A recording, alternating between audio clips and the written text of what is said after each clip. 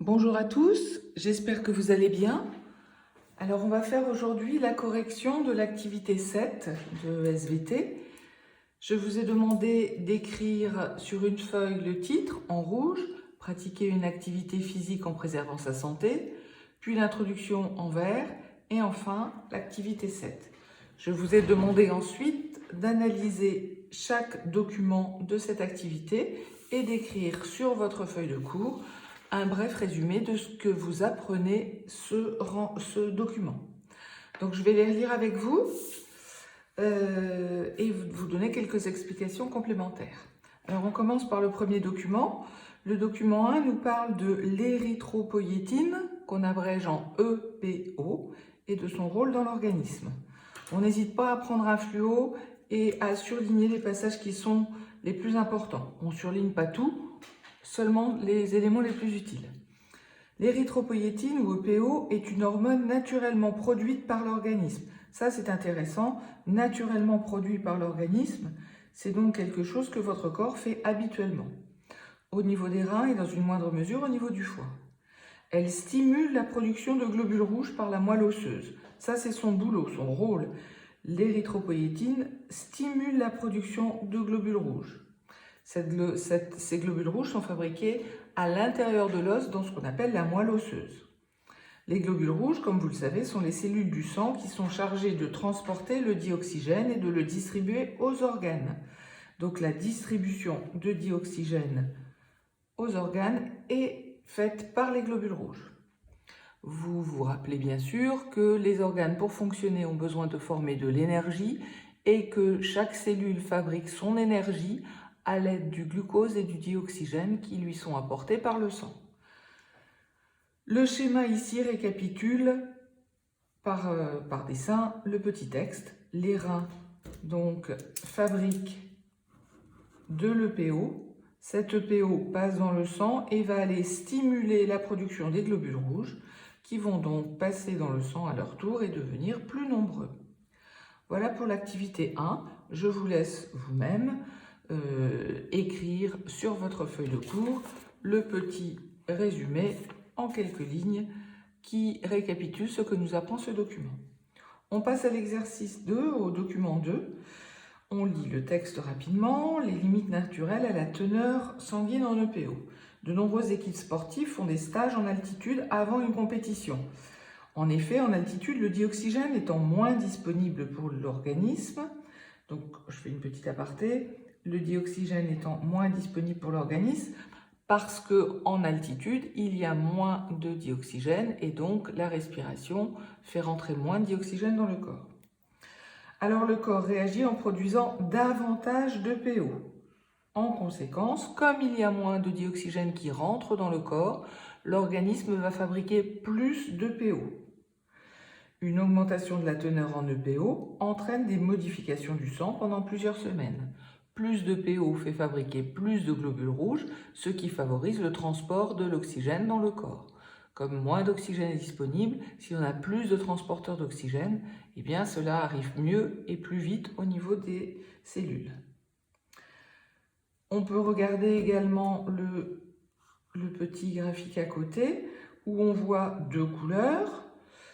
Donc le titre, je vous rappelle qu'on regarde en ordonnée la teneur sanguine en EPO, la quantité d'EPO présente dans le sang, en fonction du temps. Et on a deux couleurs, la couleur bleue correspondant à la quantité trouvée si on est à une altitude 0 au niveau de la mer, et la couleur verte si on est en altitude, donc à la montagne. On voit que la quantité d'EPO présente pour une personne au niveau de la mer est d'environ 9 milliunités par millilitre de sang. Et on voit que lorsque cette personne passe en altitude, va à la montagne, la quantité d'EPO augmente. On voit également que si la personne reste plus longtemps à la montagne, la quantité d'EPO ne continue pas d'augmenter, mais va peu à peu baisser, puisque dans l'organisme, il y aura eu suffisamment de globules rouges de fabriqués pour assurer le transport du dioxygène. Et enfin, dernière chose qu'on peut voir, quand la personne revient au niveau de l'altitude 0, au niveau de la mer, eh bien, sa quantité d'EPO diminue et reprend une valeur normale. Donc ceci a résumé sur votre cours. Le document 3 nous parle des effets dopants de l'EPO de synthèse. Alors l'EPO de synthèse, c'est de l'EPO qui n'est pas naturel et qui est fabriqué en laboratoire. Pour améliorer leur performance, certains sportifs s'injectent de l'EPO de synthèse. Leur teneur sanguine en EPO dépasse alors les limites naturelles de l'organisme. On voit donc dans ce document qu'il est possible de s'injecter de l'EPO fabriqué en laboratoire de manière à stimuler plus fortement la formation de globules rouges, en dehors des limites normales de l'organisme. On passe à l'arrière de la page avec le document 4. Là, on commence à parler de dopage. Vous voyez qu'il y a marqué ici « Contrôle antidopage ». L'affaire Festina et le scandale de l'EPO. Donc, dans ce document, on vous explique qu'en 1998, on a arrêté un soigneur de l'équipe Festina, une équipe de cyclistes, avec de très nombreuses ampoules d'EPO à l'intérieur de sa voiture. Et en fait, petit à petit, les coureurs vont avouer se doper à l'EPO pour améliorer leur performance sportive. Alors vous allez me dire, si en ayant plus d'EPO dans le corps, on fabrique plus de globules rouges et donc nos organes sont mieux capables de fabriquer de l'énergie et sont plus capables de faire un effort, c'est plutôt bien. En fait, il y a des effets secondaires. Alors, regardons le document 5. Les effets du dopage sur la santé. Décès de machin chose, coureur cycliste de 26 ans.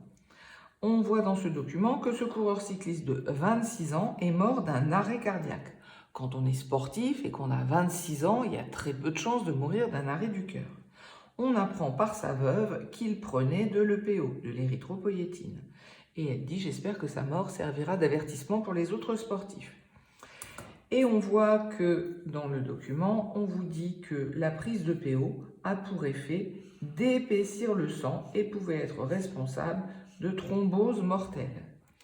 S'il y a plus de globules rouges dans le sang est plus épais. Ainsi, le sang plus épais circule moins bien dans les vaisseaux sanguins et notamment dans les petits vaisseaux sanguins. Et quelquefois, ça fait des bouchons. C'est ce qu'on appelle une thrombose. Un peu comme sur l'autoroute, quand il y a beaucoup de voitures, quelquefois ça circule plus du tout et c'est complètement bouché. Là, c'est la même chose. Si une thrombose se produit et bouche des vaisseaux sanguins qui alimentent un organe vital, comme le cerveau, le cœur ou les poumons, cet organe vital s'arrête de fonctionner, mettant ainsi l'organisme en danger. C'est ce qui s'est passé pour cette personne. On regarde pour le document 6, c'est la même chose avec une autre sportive, Florence Griffiths-Joyner, qui avait des records du monde de course et qui a arrêté les compétitions en 1989 après avoir fait une première crise cardiaque. Elle est décédée en 1998 à l'âge de 39 ans à cause, là aussi, de problèmes cardiaques. Problèmes cardiaques à l'âge de 39 ans, c'est pas normal. Cette personne aussi prenait de l'EPO, ce qui a épaissi son sang, ce qui a bouché des vaisseaux sanguins qui venaient alimenter le cœur. Ainsi, le cœur a mal fonctionné et s'est même arrêté de fonctionner, entraînant la mort de l'organisme. On continue avec le document 7 qui vous parle d'un autre type de produit dopant, les stéroïdes anabolisants. Les stéroïdes anabolisants sont eux aussi des produits naturellement fabriqués par le corps, mais qui peuvent être fabriqués en laboratoire. Ils ont déjà été utilisés du point de vue médical pour soigner des personnes qui étaient malades. Des personnes malades d'un cancer ou qui avaient de forts retards de croissance ou qui avaient une atrophie musculaire, c'est-à-dire une perte musculaire, parce qu'elles ont dû être hospitalisées longtemps ou immobilisées longtemps. Alors, pour les aider, ces personnes malades, pour les aider à retrouver plus de muscles et une meilleure santé, on leur injectait des stéroïdes anabolisants, ce qui favorisait le développement de la masse musculaire. Certains sportifs se sont dit, nous aussi, on peut utiliser ça pour faire développer nos muscles et ont utilisé des stéroïdes anabolisants fabriqués en laboratoire. Par contre, il faut regarder les effets secondaires qui sont décrits. agressivité, hyperactivité, irritabilité, hypertension, risque cardiovasculaire, ben là encore, modification du sang, fragilité musculaire.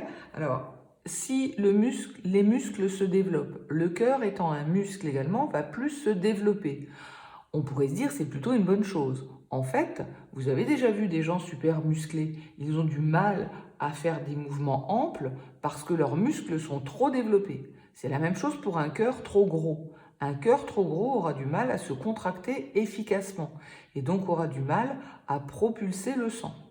Dans ce cas-là, l'organisme en pâtira. Des problèmes musculaires et tendineux. Des trop gros muscles vont trop tirer sur les tendons et vont abîmer ces tendons. Il y a également des problèmes moins graves qui sont de l'acné ou des choses comme ça, mais ça joue aussi sur le cerveau, même sur les testicules et la capacité à faire des enfants. Ça va masculiniser le corps, donc la voix va être plus grave, on va avoir plus de poils, et on va diminuer la féminisation du corps, les seins vont diminuer, on aura peut-être même plus ces règles. Mais le plus important, c'est les changements au niveau du sang et au niveau du cœur qui mettent en jeu la vie. Donc les stéroïdes, utilisés à petite dose dans le cas où c'est nécessaire, oui, sous contrôle médical, mais utilisés pour faire artificiellement développer sa musculature, non, c'est dangereux. Et enfin, un dernier document qui montre que lorsqu'on consomme des stéroïdes anabolisants, on est plus efficace dans sa course. Vous avez deux couleurs, alors je l'ai fait un petit peu en plus gros parce que c'est vrai que mon document est un peu petit, mais vous pouvez le grossir à l'ordinateur. Les rectangles bleus sont les temps que met une personne qui a consommé des stéroïdes pour faire un sprint, alors que les rectangles rouges sont le temps que met la même personne si elle n'était pas sous action de stéroïdes. Et vous voyez, on a fait les études avec différents grands sportifs.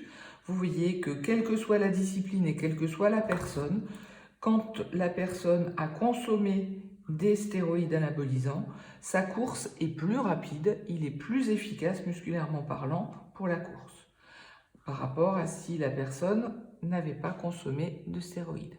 Donc, même si à court terme, les stéroïdes anabolisants favorisent le développement des muscles et leur efficacité, il ne faut pas oublier les effets secondaires très importants qui sont dangereux. Même chose au niveau de l'EPO. L'EPO qui favorise la formation de globules rouges dans le sang a l'inconvénient important d'épaissir le sang et d'empêcher la bonne circulation du sang, ce qui aboutit à l'effet inverse. Voilà, je vous ai donc réexpliqué l'activité 7. Je vous laisse vous-même faire une petite synthèse écrite. On fait attention, on soigne son écrit. Si on est en activité, on n'est pas obligé de faire des grandes phrases très développées, mais il faut quand même que cela ait du sens et on évite les fautes d'orthographe.